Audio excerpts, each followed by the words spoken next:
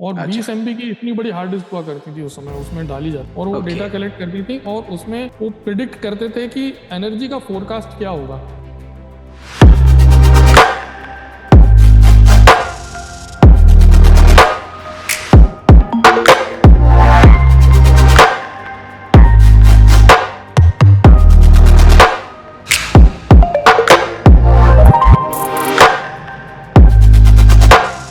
Hello friends, welcome to my podcast voices that inspire, जहां हम मिलते हैं इंस्पायरिंग लोगों से जो टेक्नोलॉजी और एंटरप्रेन्योरशिप के फ्यूचर को शेप कर रहे हैं।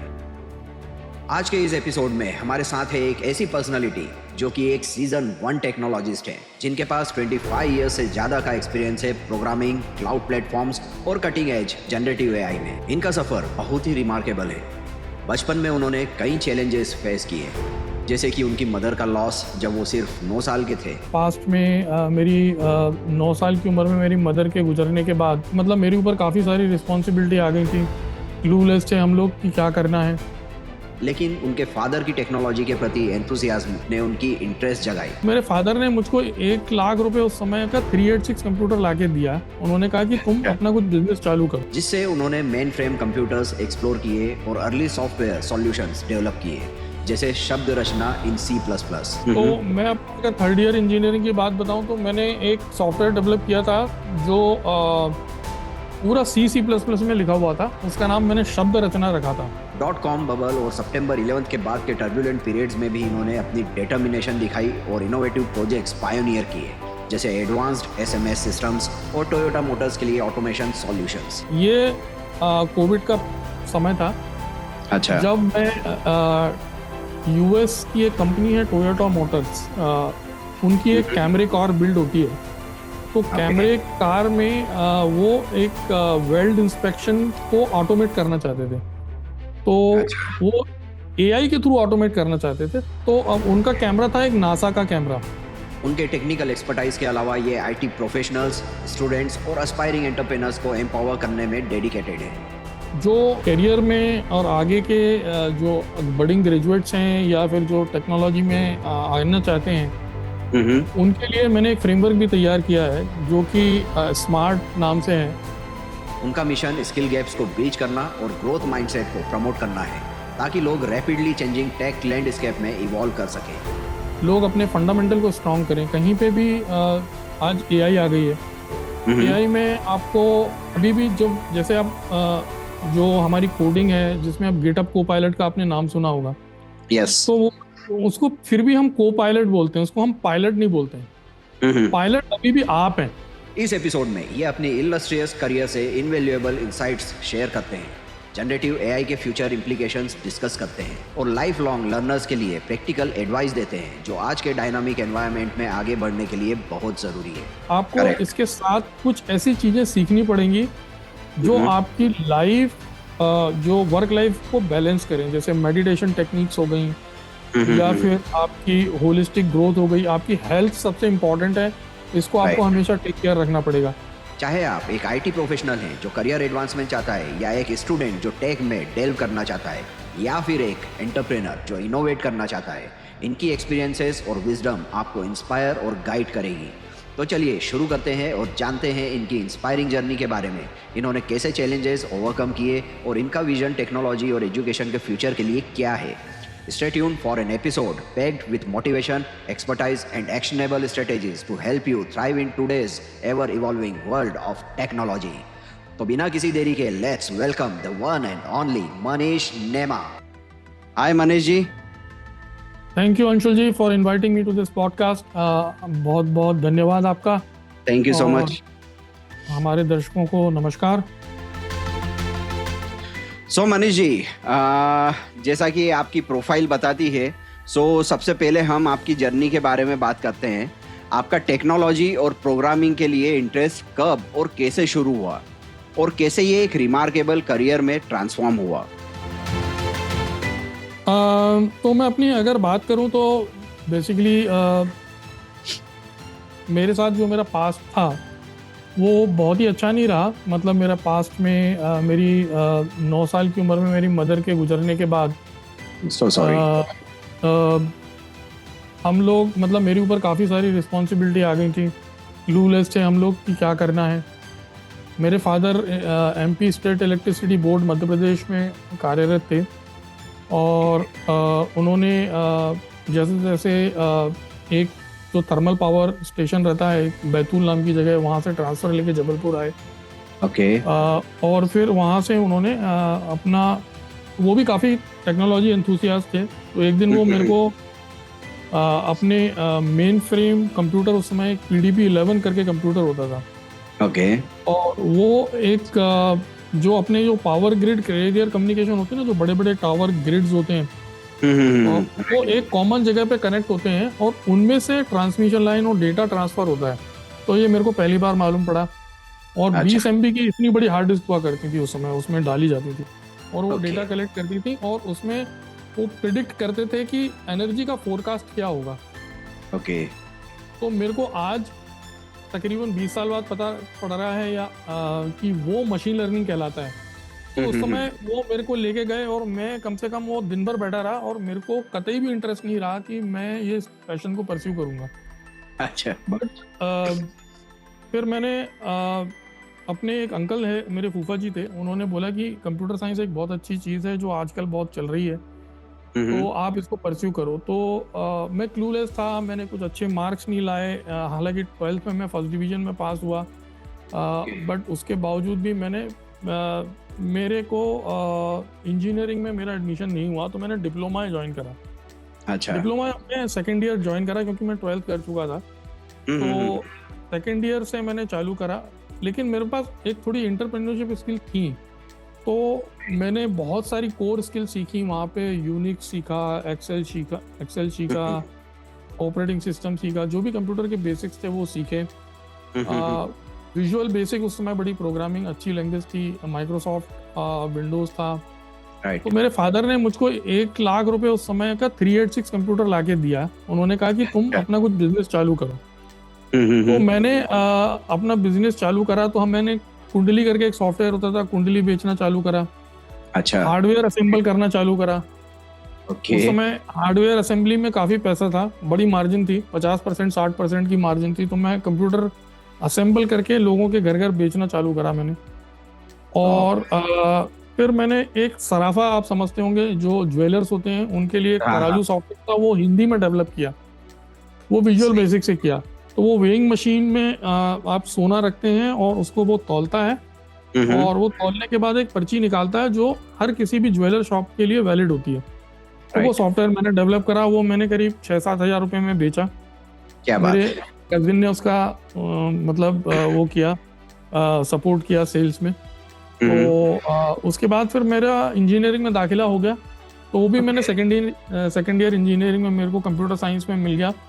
मैं बहुत ही फॉर्चुनेट रहा। तो मैंने वो एंटरप्रेन्योरशिप छोड़ दी। अभी भी वो बोर्ड लटका हुआ है मेरे घर में, पड़ा हुआ है। अच्छा। मनीष सॉफ्टवेयर कंसल्टेंसी करके। तो मेरे फंडामेंटल काफ़ी स्ट्रांग रहे। मैंने काफ़ी फंडामेंटल पे बहुत ज़्यादा काम किया, जैसे माइक्रो प्रोसेसर हो गया, ऑपरेटिंग सिस्टम हो गया, डेटा स्ट्रक्चर हो गया, जो कंप्यूटर साइंस के फंडामेंटल होते हैं। तो ये बहुत ही इम्पोर्टेंट है, मतलब मेरे हिसाब से। तो ये मैंने सारी चीज़ें करी और काफ़ी हसल रहा उस समय। लेकिन फिर मैंने मेरा पैशन और बढ़ता गया। तो मैं अपने थर्ड ईयर इंजीनियरिंग की बात बताऊं तो मैंने एक सॉफ्टवेयर डेवलप किया था जो पूरा C++ में लिखा हुआ था। उसका नाम मैंने शब्द रचना रखा था। और वो ट्रांसलिटरेशन, जो आजकल गूगल ट्रांसलिटरेशन है ना, कि आप इंग्लिश में टाइप करते हैं, मैंने टाइप किया कि हमारे, HAMARE, तो वो हमारे लिख के देता था। तो वो पूरा मैंने फॉन्ट वगैरह सारे खुद डिजाइन करे थे C++ में। उसके लिए मेरे को अवार्ड भी दिया गया। Hindi to English to Hindi typing, right? English to Hindi transliteration जिसको बोलते हैं, ट्रांसलिटरेशन। ओके। हाँ। तो वो मैंने डेवलप किया था उस समय, और आज वो गूगल आपको ऑफर कर रहा है। तो मैंने कभी मतलब उसको फिर ज़्यादा लिया नहीं कि ये इसको मैं सेल कर सकता हूँ या कुछ, क्योंकि आपको एक जो भीड़ चाल है या जो आप 9 to 5 जॉब है उसमें आपको पाना था। मेरे पास सारी समस्याएं थी, क्योंकि मेरे को कमाना भी था। तो मैंने CDEC का कोर्स किया, उसमें भी मैंने फिर कंप्यूटर साइंस किया, क्योंकि मेरे को वहाँ से कॉलेज से कोई खास मेरे को मदद नहीं मिली, जो होता है क्या बोलते हैं सपोर्ट आपको नहीं था? कैंपस इंटरव्यूज कैंपस जो का। होते हैं, तो उसमें सब कैंपस नहीं आए। अच्छा। और तो मैंने सीडेक ज्वाइन करा। तो सीडेक Okay. ज्वाइन करने के बाद मेरी और स्किल को मैंने होन किया अपने कंप्यूटर साइंस की। तो मैंने काफ़ी कुछ चीज़ें सीखी। सीडेक हैदराबाद में रहा मैं, 2001 की बात है ये। अच्छा। तो ये मेरी इनिशियल जर्नी थी। Okay okay, nice nice Manish ji. So जैसा कि आपने अपनी करियर जर्नी में कई ग्राउंड ब्रेकिंग प्रोजेक्ट्स पे काम किया है, राइट? तो क्या आप हमारे लिसनर्स के साथ एक प्रोजेक्ट शेयर करना चाहेंगे जो आपके लिए सबसे इम्पैक्टफुल रहा हो? वैसे तो मेरे लिए बहुत ही सारे प्रोजेक्ट इम्पैक्टफुल रहे, क्योंकि मैंने जो भी प्रोजेक्ट पे काम किया है उसकी मेरे पास कभी भी स्किल नहीं थी। यानी Okay. मेरे को हमेशा सीखना ही पड़ा और अडेप्टेबल होना पड़ा। लेकिन मैं एक रिसेंट अब जब कोविड के दौरान मैंने एक प्रोजेक्ट में काम किया था, जहाँ पे मेरी बहुत सारी स्किल जो मेरी पुरानी C++ की टेक्नोलॉजी से लेके मेरे को पाइथन से लेके और AI भी में ही काम करना पड़ा। ये कोविड का समय था, अच्छा। जब मैं US की एक कंपनी है टोयोटा मोटर्स, उनकी एक कैमरे कार बिल्ड होती है। तो कैमरे कार में वो एक वेल्ड इंस्पेक्शन को ऑटोमेट करना चाहते थे। तो वो AI के थ्रू ऑटोमेट करना चाहते थे। तो अब उनका कैमरा था एक नासा का कैमरा। ग्रेट। वो कैमरा बहुत ही हाई रेजोल्यूशन कैमरा था, लेकिन वो उसकी प्रॉब्लम ये थी कि वो ओल्ड टेक्नोलॉजी में लिखा हुआ था, C++ में लिखा हुआ था। अच्छा। लेकिन उसको मेरे को अजूर IoT, हम लोग IoT बोलते हैं, क्योंकि वो जो ऑन प्रीमाइस पे रहता है और उसका डाटा हमको क्लाउड पे भेजना पड़ता है, और क्लाउड पे मशीन लर्निंग मॉडल को रन करना पड़ते हैं। तो मशीन लर्निंग मॉडल को रन करने के लिए हमको पाइथन में प्रोग्रामिंग करनी थी, क्योंकि पाइथन मशीन लर्निंग की एक गो टू लैंग्वेज है। राइट। उसके अलावा .NET में हमने एक और मॉड्यूल लिखा, जो कि तो हमको 3 प्रोग्रामिंग लैंग्वेज में काम करना था। तो उसके लिए मैंने गूगल प्रोटोकॉल बफर करके होता है, उसको यूज़ किया ताकि तीनों प्रोग्रामिंग लैंग्वेज में कम्युनिकेशन हो। अच्छा। तो और मशीन लर्निंग मॉडल पाइथन में लिखा, जो कि जब वेल्ड होती है कैमरे की बॉडी जो जाती है, जिसकी शैसिस बोलते हैं हम, और उसको वेल्ड करना पड़ता है। तो वेल्ड करने के बाद वो वेल्ड परफेक्ट हुई है कि नहीं, उसको मशीन लर्निंग मॉडल डिटेक्ट करके ये बताता था कि ये मशीन लर्निंग से ये जो वेल्ड हुआ है वो परफेक्ट है कि नहीं। ओके। तो ये AI और मशीन लर्निंग का एक कॉम्बिनेशन था, और IoT और एक क्लाउड का कॉम्बिनेशन था, जिसके लिए मैंने काम किया, और इसको मैंने आर्किटेक्ट किया पूरा। और इसके अलावा एक और अभी रिसेंट मैंने ग्राउंड ब्रेकिंग प्रोजेक्ट किया है, जो कि सस्टेनेबिलिटी पर है, जिसमें हमने एक सिंगापुर की कंपनी के साथ काम किया, जो कि वेनेडियम रेडॉक्स फ्लो बैटरी बनाते हैं। वेनेडियम एक इंडस्ट्रियल बाय प्रोडक्ट होता है, और उसकी बैटरी की लाइफ टाइम 99% होती है। तो जब हम बिजली की आपूर्ति की बात करते हैं, तो आप उसकी कैपेसिटी इतनी ज़्यादा है कि आजकल जैसे NTPC हो गया, या हमारे जितने भी सोलर पावर प्लांट्स हो गए, उनसे जो बिजली जनरेट होती है वो कहीं ना कहीं तो स्टोर होगी। तो वो बैटरी इतनी कैपेबल है कि वो स्टोर करके पावर ग्रिड को भी आप दे सकते हैं। तो ये कार्बन फुटप्रिंट को कम करने के लिए एक सस्टेनेबिलिटी वाला प्रोजेक्ट था, जो कि मैंने अपने आप आर्किटेक्ट किया। ये अजूर पे नहीं था, ये AWS पे था। अच्छा। तो ये बहुत ही मैंने खुद आर्किटेक्ट किया, और इसमें जनरेटिव AI का सहारा लिया मैंने बहुत सारी प्रोग्रामिंग प्रॉब्लम्स को सॉल्व करने के लिए। जैसे कि बहुत ही जूनियर डेवलपर्स काम कर रहे थे, तो जूनियर डेवलपर्स को React.js फ्रेमवर्क एक होता है जिसमें UI डेवलप होती है, उसका कुछ भी आइडिया नहीं था। तो हमने GitHub Copilot को इंट्रोड्यूस कराया, उनको सिखाया कि आप प्रॉम्प्ट इंजीनियरिंग कैसे करो, आप उसमें से कोड कैसे निकालो, और वो सारी चीज़ें मैंने सिखाई उनको, और ये प्रोजेक्ट सक्सेसफुल हुआ और आज प्रोडक्शन में। नाइस। तो ये 2 प्रोजेक्ट मेरे लिए बड़े खास हैं। वेरी नाइस मनीष जी। आपने बहुत ही आपके जो प्रोजेक्ट्स हैं उनको डिटेल में आपने एक्सप्लेन किया, और आई थिंक मेरे व्यूअर्स को भी सुनने में बहुत अच्छा लगा होगा कि आपके ये जो प्रोजेक्ट्स रहे हैं बहुत इम्पैक्टफुल रहे हैं। सो आप एक टेक्नोलॉजिस्ट तो है ही, राइट? तो उसके अलावा आप एक मेंटर भी हैं, है ना, जो IT प्रोफेशनल्स और स्टूडेंट्स को एम्पावर करते हैं। सो आपको ये रोल एडॉप्ट करने की इंस्पिरेशन कहाँ से मिली?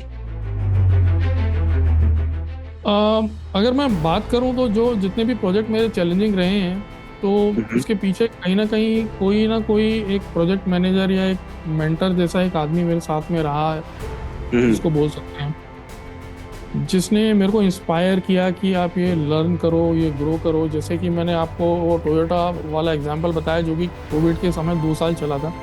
राइट।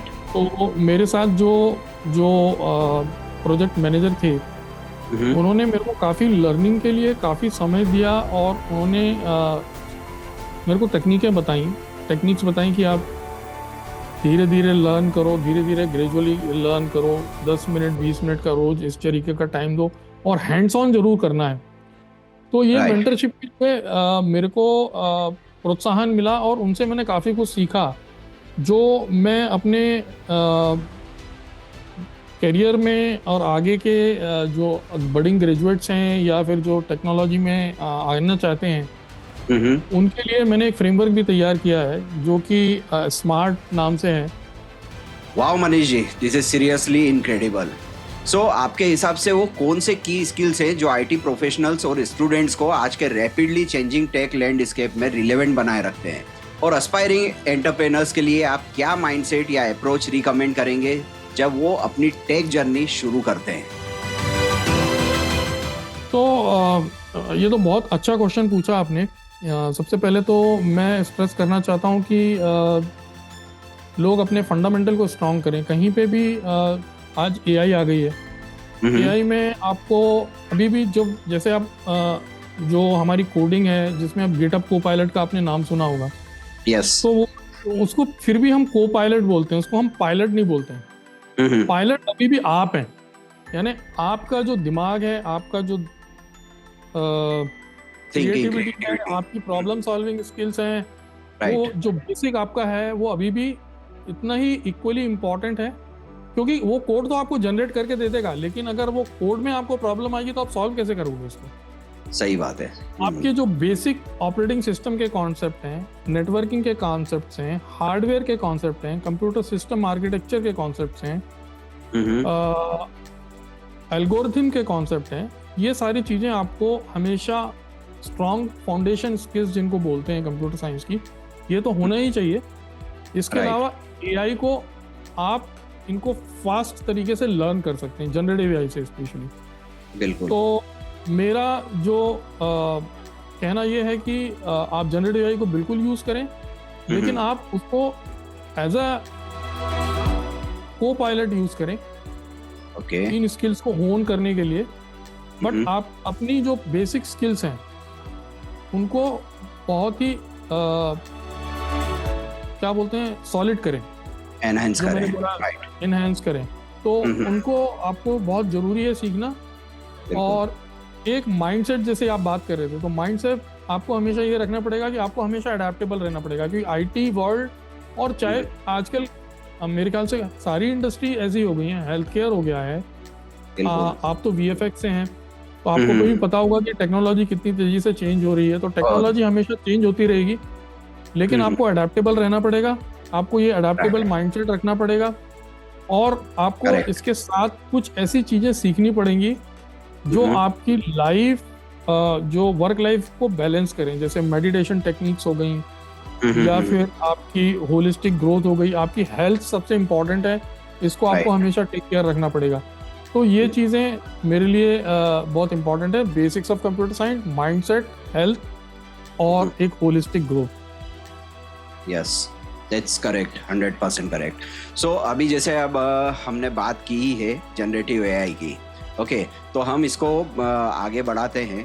तो जनरेटिव एआई जो आज के टाइम में सबसे एक्साइटिंग टेक्नोलॉजी है, तो आपके हिसाब से जनरेटिव एआई आने वाले सालों में इंडस्ट्रीज और करियर्स को कैसे इम्पैक्ट करेगा? मेरा ये सोचना है कि जनरेटिव एआई ऑलरेडी इम्पैक्ट कर चुका है काफ़ी जगह। जैसे क्रिएटिविटी फील्ड में, आप तो क्रिएटिविटी फील्ड में हो, आपको तो आइडिया ही होगा कि इतने सारे क्रिएटिव टूल मिल गए, क्योंकि मल्टी मॉडलिटी है। और मल्टी मॉडलिटी से आप जो टेक्स्ट को जनरेट कर सकते हैं, इमेज को जनरेट कर सकते हैं, वीडियो को जनरेट कर सकते हैं। और आप बहुत सारी चीज़ों में, बहुत सारी जो स्किल्स, जो रिपीटेटिव टास्क होती हैं, जो एंट्री लेवल जॉब्स हैं, वो तो ऑलरेडी जा चुके हैं। जैसे कि जब जनरेटिव एआई नहीं भी आया था, उसके पहले जो एआई था जिसमें चैटबॉट थे जो उतने इफेक्टिव नहीं थे, लेकिन फिर भी आईवीआर को रिप्लेस कर दिया था उन्होंने। एक तरीके से कॉन्टेक्ट सेंटर वाला जॉब होता था वो तो एक तरीके से रिप्लेसेबल हो गया था। तो आने आने वाले समय में मेरा ये सोचना है कि एंट्री लेवल जॉब तो चले जाएंगे, बट आपका जो बेसिक जो नॉलेज है, जो आपका एक्सपीरियंस है, उसको आप जनरेटिव एआई से और इम्प्रूव कर सकेंगे। और जो डोमेन्स हैं, जैसे आप जो डोमेन्स की बात कर रहे थे जहाँ पे ये बहुत ज़्यादा इम्पैक्ट करेंगी, वो तो पहला तो है कंप्यूटर साइंस के वर्ल्ड में तो ये बहुत बुरी तरह से इम्पैक्ट करने वाला है, क्योंकि बहुत सारे जॉब जो है एंट्री लेवल के चले जाएंगे। जैसे कि मैं अभी देख रहा हूँ कि not only ChatGPT but there are other models also which are replacing the you can say the user interface से आप जो डिजाइन करते हो और उससे कोड जनरेट कर लेते हो, तो वो सारे जॉब तो बिल्कुल चले गए, क्योंकि आपका एक जो डिजाइन माइंडसेट है वो वाला जॉब रहेगा, लेकिन डिजाइन से कोड जनरेट करने वाला जॉब वो चला गया। ओके।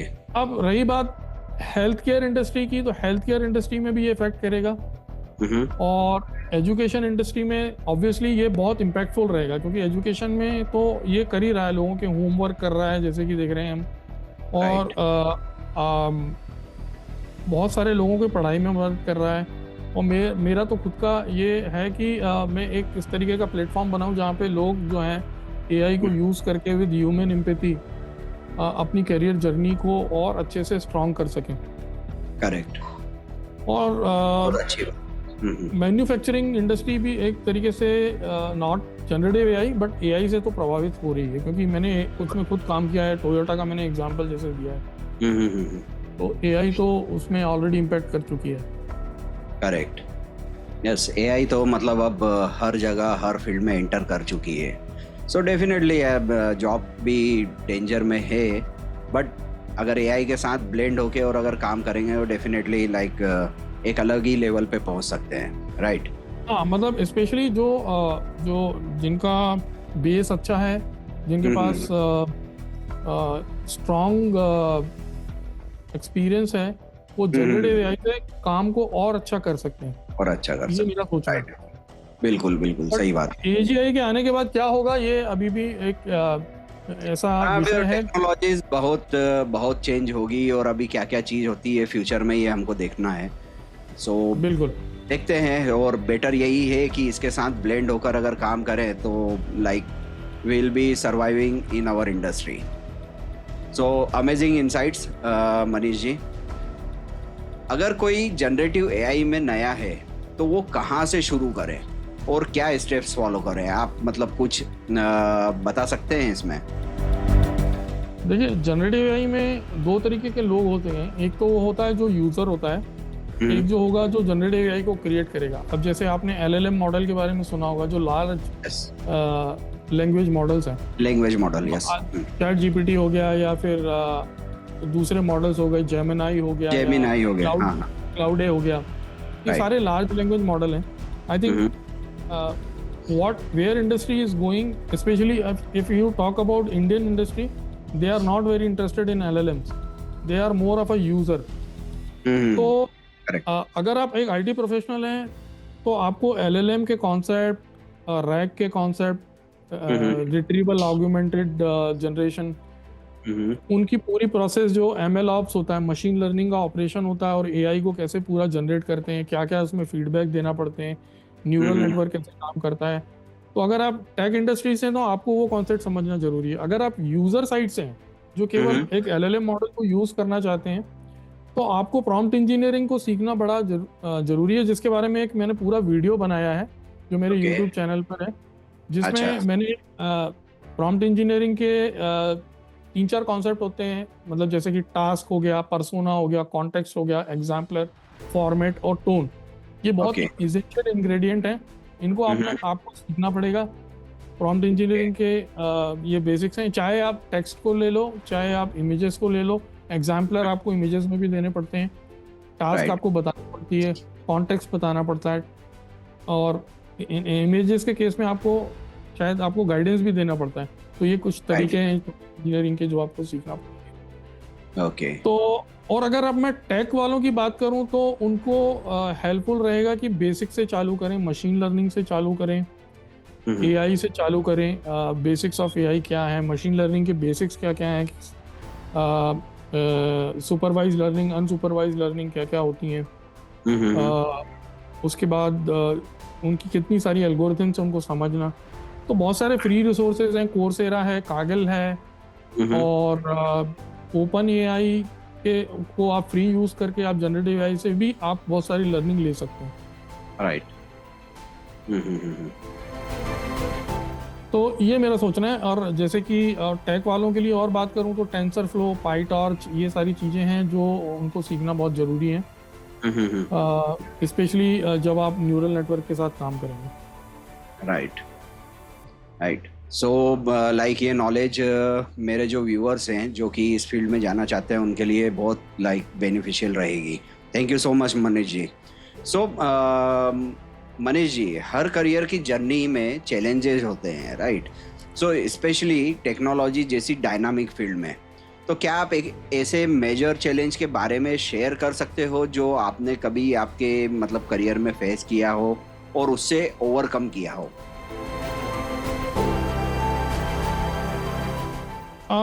ये मैं बात करूंगा जब मैंने आपको सीडेक का उल्लेख किया था, राइट? तो सीडेक में करने के बाद मैं काफ़ी कॉन्फिडेंट था कि मेरे को जॉब मिल जाएगी। उस समय .com चल रहा था और 9/11 हो गया। उसके बाद सितंबर 11 का अटैक हुआ और उस समय सारी जॉब मार्केट जो हो गई वो फ्लॉप हो गई। मेरे पास कोई जॉब नहीं थी। अच्छा। लेकिन मेरे बेसिक C++ के फंडामेंटल काफ़ी स्ट्रांग थे, तो मेरे को एक स्टार्टअप में काम मिला। मुश्किल से 5,000 रुपये मिलते थे। अच्छा। 2001 या 2002 की बात है, हैदराबाद की बात है।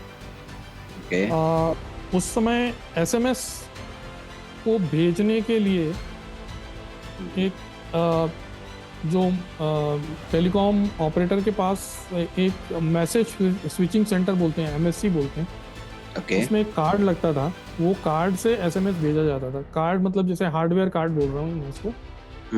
तो उस हार्डवेयर कार्ड को प्रोग्राम करके SMS भेजना था। तो वो एक जैसे आप TCP/IP के बारे में मेरे ख्याल से हर कोई जानता है, HTTP के बारे में TCP/IP, यस।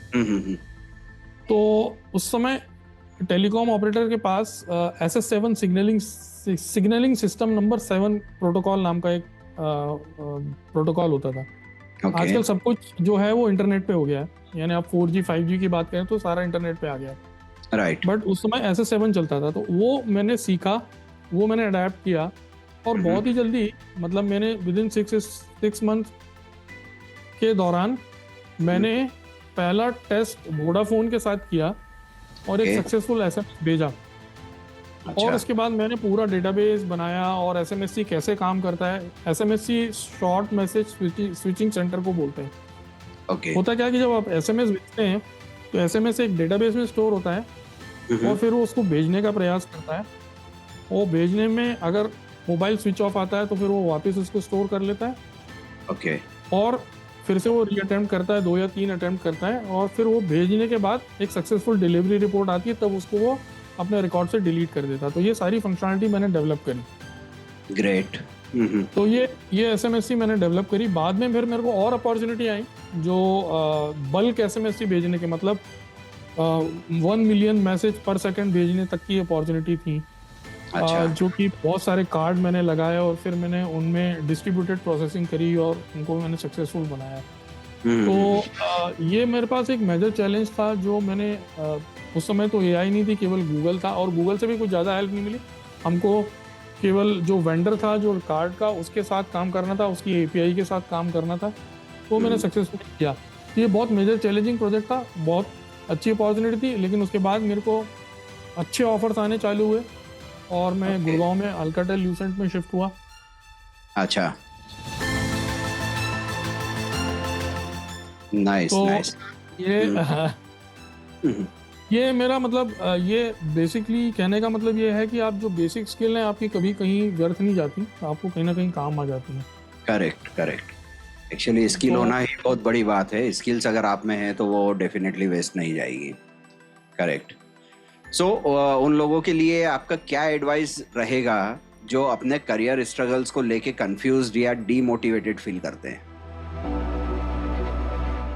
तो उनके लिए मेरा ये एडवाइस रहेगा कि देखिए, आप जो करंट ट्रेंड्स हैं उनको पहचानें। सबसे पहले करंट ट्रेंड्स, आप इंटरनेट आज एक्सेसिबल है। मेरे ज़माने में तो इंटरनेट एक्सेसिबल नहीं था, मेरे को तो पता भी नहीं था आपके कि हमारे हमारे जमाने में ही नहीं, मे बी आपकी टाइम हाँ का हाँ।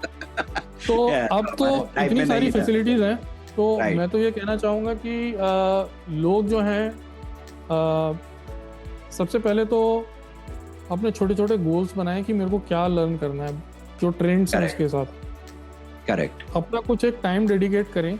डेली प्लानर, जैसे नोशन प्लानर हो गया, हम्म।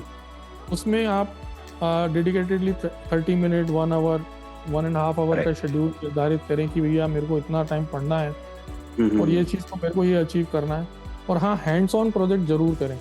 और आई थिंक कोर्सेरा एक बहुत अच्छा माध्यम है, उडेमी एक बहुत अच्छा माध्यम है जहाँ से लोगों को काफ़ी हेल्प मिलती है। मैं भी अपना प्लेटफॉर्म जरूर लॉन्च करूँगा इस बारे में, और थोड़ी देर में न्यूज़ मिलेगी लोगों को। और great. थोड़ा थोड़ा कंसिस्टेंट करते रहें और फेल्योर से नहीं डरें, अडेप्टेबल रहें। फेल्योर आपको हमेशा Right. लर्निंग ही आएगा, नई लर्निंग आपको मिलेगी उससे। और मेरे साथ तो कई फेल्योर्स हुए हैं और मेरे से मैंने उनको इम्प्रूव करके काफ़ी अच्छी टेक्निक्स में, जैसे मैंने आपको टोयोटा वाला एग्जांपल दिया था, तो हम तो पहले उनको इंटरफेस ही नहीं कर पा रहे थे नासा कैमरा से, लेकिन वो फेल्योर हमको नई चीज़ें सिखा गया और हमने उनकी एपीआई में कमियां ढूंढी और हमने उनको बताया कि आपकी एपीआई में ये कमी है। राइट। तो ये छोटे छोटे गोल्स निर्धारित करें और कंफ्यूज और डिमोटिवेटेड मत रहें, मोटिवेट रहें हमेशा। मोटिवेशन के लिए आप अच्छी बुक्स पढ़ें। मोटिवेशन के लिए काफ़ी सारी किताबें हैं। स्टार्ट विद वाई हो गया साइमन सिनेक का, 10x रूल हो गया, इस तरीके की किताबें हैं जो पढ़ें। और किताब पढ़ना बहुत एक अच्छी खास बात है जो हमको हमारी शिक्षा के दौरान भी मिली है। और ये मेरी तो यही राय है कि लोग अभी आप मेरी बुक का भी ऐड कर सकते हैं। मैंने भी अभी मेरी बुक लिखी है, just like it is deeper, it is 100x unstoppable. बिल्कुल बिल्कुल, that will also help. Definitely, I am eagerly waiting for this book, so Yeah. I will be the first buyer for that book. Thank you so much. Well, Manish ji, thank you so much for the great and valuable insights to my viewers and all the learners. Well, Manish ji, आप एक life long learner हैं जो constantly technology के changes के साथ updated रहते हैं।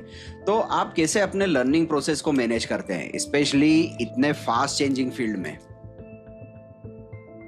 तो जैसा मैंने आपको पहले भी बताया कि जो मिड करियर या जो अर्ली करियर प्रोफेशनल है या जो करियर प्रोफेशनल जो भी आईटी में उतरना चाहते हैं, तो मैं जैसे मैनेज करता हूँ, मैं डेडिकेटेडली एक टाइम स्लॉट फिक्स करता हूँ कि मेरे को जब, जैसे अगर ऑफिस जाना है या ऑफिस की जब शुरुआत होती है या फिर सवेरे का टाइम है, तो जो भी मेरी डेली क्रियाएं हैं उसके बाद मैं अपने योगा, प्राणायाम और मेडिटेशन करने के बाद मैं 2 घंटे का स्लॉट फिक्स करता हूँ कि मेरे को ये चीज़, एक निश को पकड़ना है।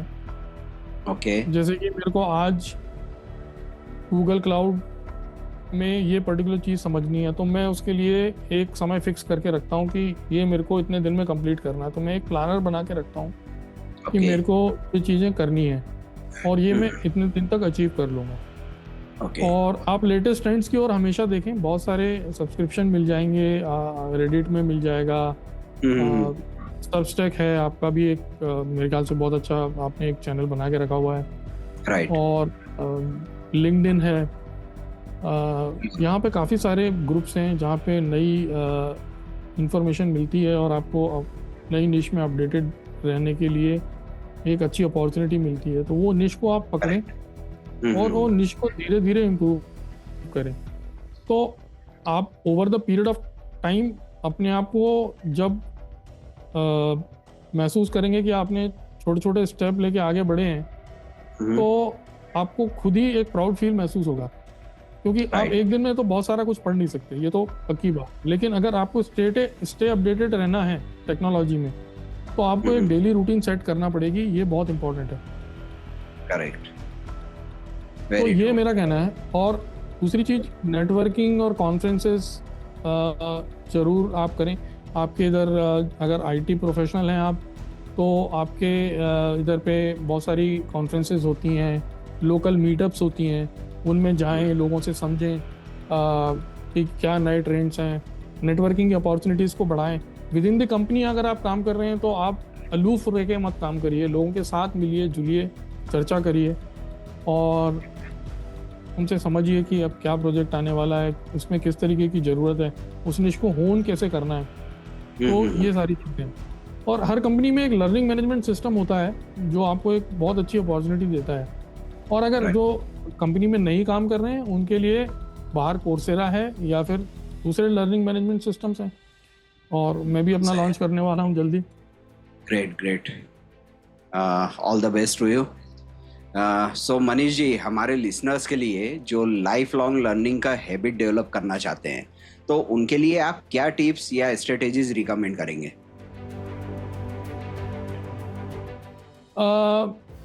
देखिए, अगर आपको लाइफ लॉन्ग लर्निंग रखनी है, जारी रखनी है, तो आपको चार चीज़ों पे, मेरे ख्याल से चार चीज़ों पे अच्छे से फोकस करना पड़ेगा। आपको अपनी स्किल मास्टरी पे फोकस करना पड़ेगा, अपने Okay. माइंडसेट को फोकस करना पड़ेगा जहाँ पे आपको एडेप्टेबिलिटी रखनी पड़ेगी, हम्म। और आपको अपनी हेल्थ पे बहुत फोकस रखना पड़ेगा। आप कुछ एक डेली रूटीन ज़रूर बनाएं जिसमें आप मेडिटेशन करें, योगा करें, हेल्थ करेक्ट। फिटनेस पे ध्यान दें, एडेप्टेबल रहें, रिजिलियंस रहें। मतलब आपके लिए कुछ भी चैलेंज आता है तो आपको डरना नहीं है, और अपने आप को टैग एम्पावर जरूर करें किसी न किसी तरीके से। जो भी हमने अभी डिस्कस किया है, तो वो चीज़ों को आप ध्यान में रखें, और इसको आपको लाइफ लॉन्ग फॉलो करना है। ये मेरा मोटो है। नाइस। सो मनीष जी, आपकी जर्नी जितनी इंस्पायरिंग है उतनी ही क्लियर आपकी विजन भी है। तो आपके फ्यूचर के प्लान्स और विजन्स के बारे में हम कुछ और जानना चाहेंगे, तो आप थोड़ा सा उसके बारे में बताएंगे? मेरा फोकस जो है वो एक होलिस्टिक ग्रोथ है फॉर मिड करियर प्रोफेशनल, और जो early career professional in IT industry, या फिर जो टेक में घुसना चाहते हैं, या Yes. जो वुमेन है जो टेक में एंट्री करना चाहती हैं, तो उनकी एक होलिस्टिक ग्रोथ है, माइंडसेट ट्रांसफॉर्मेशन है, और उनको एक एंटरप्रेन्योरल अपॉर्चुनिटी देने का मेरा एक फ्रेमवर्क है जिसको मैंने अच्छा। तैयार किया है। तो वो Okay. फ्रेमवर्क के थ्रू मैं लोगों को लर्न कराना चाहता हूँ और उनको एम्पावर करना चाहता हूँ।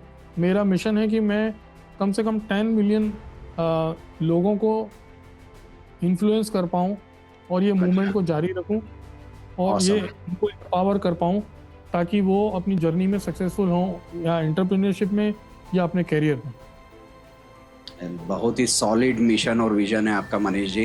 तो that will really add value in the life of people. Thank you so much for sharing this thing. So seriously wow, that's truly inspiring. So podcast के एंड में आप हमारे लिसनर्स के लिए एक क्या मैसेज देना चाहेंगे? तो मेरा मैसेज बड़ा ही सिंपल है। मैं अपने दर्शकों को ये कहना चाहता हूँ कि कभी आप सीखना मत बंद करिए, Right. अपने ड्रीम्स को परस्यू करिए। फेल्यूर्स को आप फेल्यूर मत समझ के उनको अपना टीचर समझिए। अपनी हेल्थ का ख्याल रखिए, अपने माइंडसेट को अडेप्टेबल रखिए, रिजिलिएंट रखिए, और एक मेडिटेशन टेक्निक ज़रूर यूज़ करिए। जैसे कि मैं विपश्यना यूज़ कर सकता हूँ, आप हेड स्पेस यूज़ कर सकते हैं, और वो अच्छा एप्लीकेशन है। कम से कम 5 मिनट का मेडिटेशन ज़रूर रखिए, ताकि आपके दिमाग में जो नेगेटिव थॉट्स हैं वो आप उनको कंट्रोल कर सकें। तो Okay. ये मेरा सपना है, और ये मैं दर्शकों के साथ शेयर करना चाहता हूँ।